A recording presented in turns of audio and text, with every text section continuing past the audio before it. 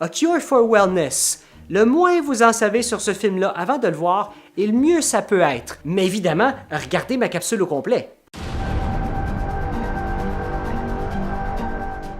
A Cure for Wellness raconte l'histoire d'un jeune cadre ambitieux qui doit aller en Suisse pour retrouver le PDG de son entreprise qui a disparu dans un centre, disons, assez mystérieux.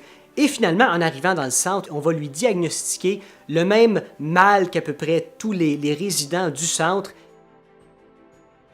Le film est réalisé par Gore Verbinski, qui a réalisé en 2002 le film The Ring et qui a ensuite fait la première trilogie de Pirates des Caraïbes.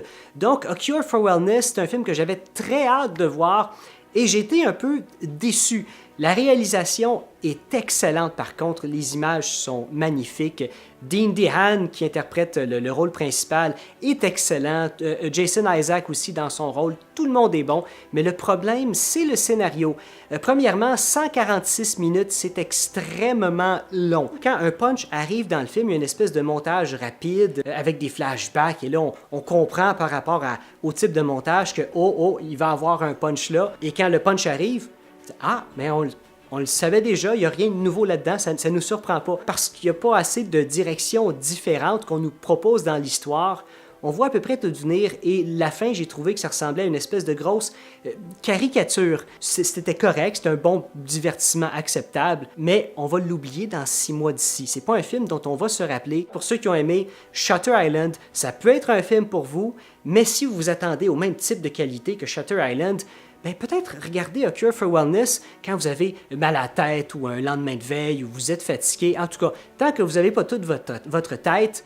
Le film est réalisé par Gore Verbinski, celui qui a réalisé un des pires flops commerciaux de tous les temps jusqu'à présent, The Lone Ranger, qui a coûté environ entre 225 et 250 millions de dollars à faire et qui a perdu c'est pas tout à fait sûr encore, on parle entre 100 et 200 millions de dollars. Malheureusement, A Cure for Wellness, ça ne va pas être un énorme succès. Le film a coûté 40 millions de dollars, ce qui n'est pas si cher que ça si on le compare à ses autres films, puis le dernier Pirates des Caraïbes, entre autres, a eu un budget de 300 millions de dollars. Mais par contre, A Cure for Wellness, dans sa première fin de semaine, et c'est ce qui est le plus important pour déterminer la vie d'un film au niveau commercial, la première fin de semaine de sortie, en Amérique du Nord, le film est arrivé en 10e position avec 4 millions de dollars environ. Et à travers le monde, dans sa première fin de semaine, le film a fait 9 millions de dollars. Ce ne sera pas un énorme flop commercial. Je pense qu'ils vont réussir à rentrer dans son argent quand même, mais c'est pas nécessairement au cinéma que ça va arriver, ça va être en location ou à l'achat. Un des problèmes avec sa faible performance au box-office, c'est le fait aussi que de plus en plus les studios n'investissent plus dans des films uniques comme ce film-là, qui sont basés sur une histoire originale. Plus ça va et plus les films sont basés sur des franchises, des remakes, des reboots et tout ce qui a un lien avec ça.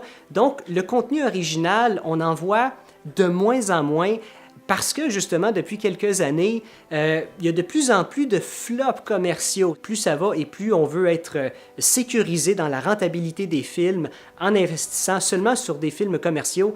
Et A Cure for Wellness, c'est un autre argument pour pousser les studios à faire des films basés sur du matériel déjà connu. Il y a eu une controverse par rapport au marketing du film. Fox, qui est le distributeur de ce film-là, a créé des faux sites web aux États-Unis avec des fausses nouvelles. Quand les gens ont vu justement ça, ils ont pris ça pour des vraies nouvelles. Donc, ils ont partagé ça sur les réseaux sociaux et finalement, quand on s'aperçoit qu'on s'est fait avoir d'une certaine façon, les gens ont été assez choqués et avec compréhension un petit peu aussi, mais en même temps, il faut quand même faire attention à ce qu'on partage sur les réseaux sociaux. Donc, je pense que pour apprécier pleinement A Cure for Wellness, il faut s'attendre à rien quand le film va être disponible en location et à l'achat.